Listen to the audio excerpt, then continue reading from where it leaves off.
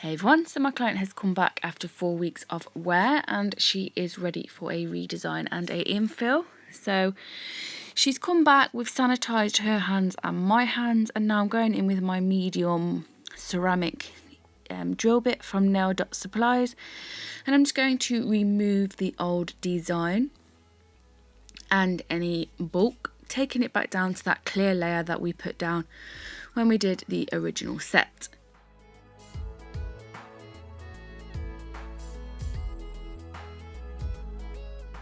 I'm then just going to freshen up the shape just a little bit and blend, like get the rest of that coloured acrylic off, or as much as I can off.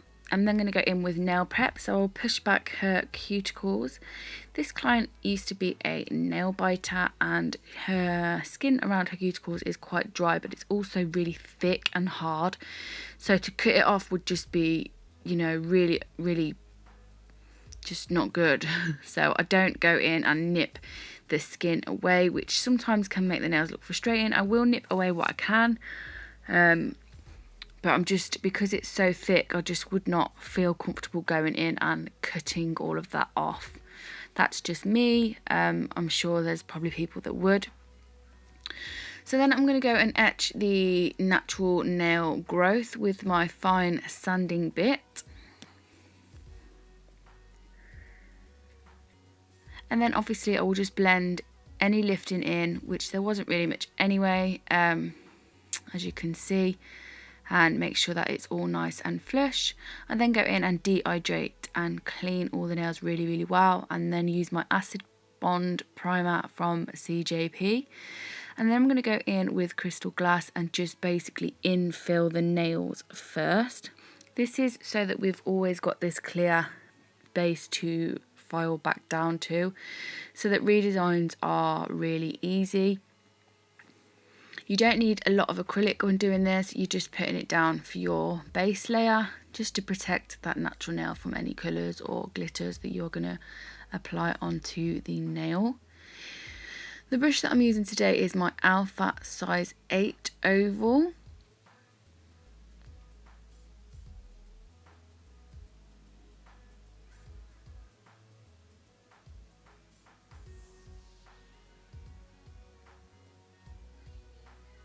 Somebody asked the other day why I don't take all of the colour off. Sometimes that thin base is really extremely thin, and if I was to file every last bit of colour off, it would snap, and we don't want that. And these colours, because it is so thin, are really easy to cover. I know some people don't like that. I mean, someone said that they don't like looking at it from underneath. If you don't like that, then you will have to pay for a soak off. Or just ask your tech if she can get it all off without snapping the clear base. So I'm going in with Maroon and Creme Brûlée from CJP, and I'm just going to create like a marble design on the baby finger. This design we kind of just made up as we went along. And I'm just going to go in and apply a little bit of glitter here and there. And the glitter that I'm using is from Glam and Glits, and it is called Flare. It's just a beautiful burgundy, reddy toned holographic glitter. Perfect for the autumn season.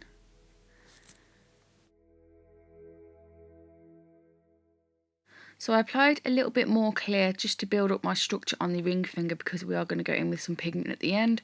So it wasn't necessary to record, because I just added a little bit more clear to build an apex. And then on this middle finger, I did originally start off, and the plan was to do a ombre. But when I did the ombre, I didn't like it, so I ended up taking it off and doing the whole nail in maroon. But I'm just leaving this in anyway. So on the index finger, I'm going in with Creme Brûlée, and I'm going to do a full nail of this, and then I will go in and apply some chameleon flakes, and then I'm just going to kind of pat them into the wet acrylic.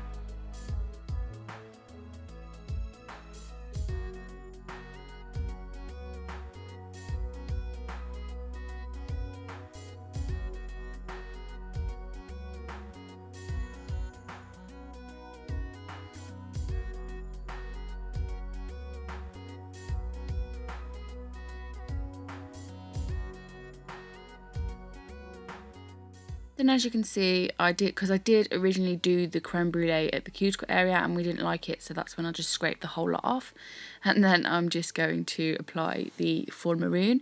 If you see something that you don't like and you're not a fan, don't leave it in there because you're going to end up hating it. If it's still okay and not fully set, just take a old cuticle pusher and kind of just scrape that wet coloured acrylic off the nail and start again, because honestly if you leave it there and you hate it, you're going to hate the whole set. So just remember that everything can always be fixed. You can always change anything that you do, and if worst, you know, case scenario, you just have to file off that one nail and do a redesign on it. Just if you really don't like it, just don't work with it, just move on, take it off and start again. And then I'm going to encapsulate all of the nails with the design on.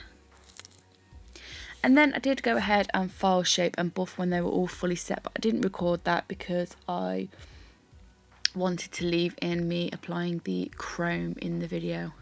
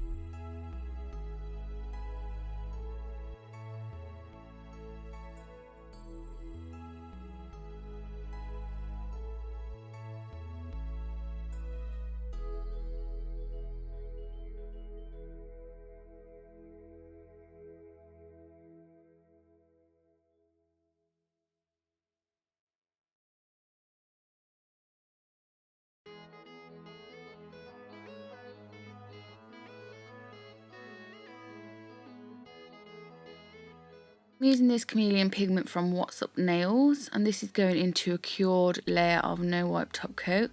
I know I should have got my silicone tool out or my airbrush applicator, but it wasn't near me. They were upstairs and I just couldn't be bothered to run upstairs and get them. So I'm using my finger just to rub that in.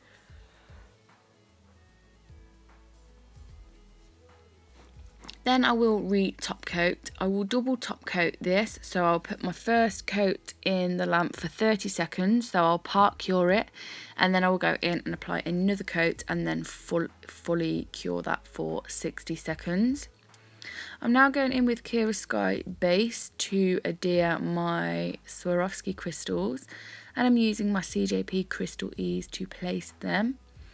After I'd applied these, I did go in and apply 2 really smaller ones either side of the bigger ones, because I just felt like it needed to go that further little bit round, but you'll see that when we go ahead and apply a top coat.